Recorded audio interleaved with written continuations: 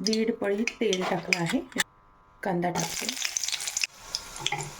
कांदा फ्राय झाला. हे लसूण जिरं ठेचलेलं ॲड करते.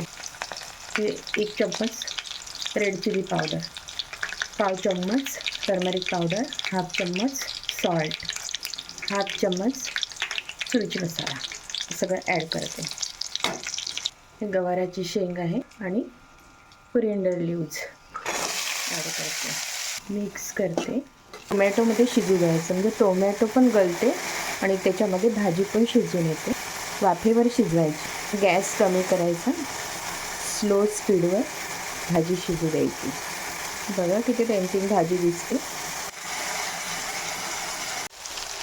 भाजी शिजलेली आहे. तेल बाजूनी सुटलेलं आहे आणि भाजीचा कलर पण चेंज झालेला आहे शेंगांचा. त्याच्यामुळे आपली भाजी शिजलेली आहे. बघा किती सुंदर दिसत आहे. माझ्या पद्धतीने तुम्ही करून बघा.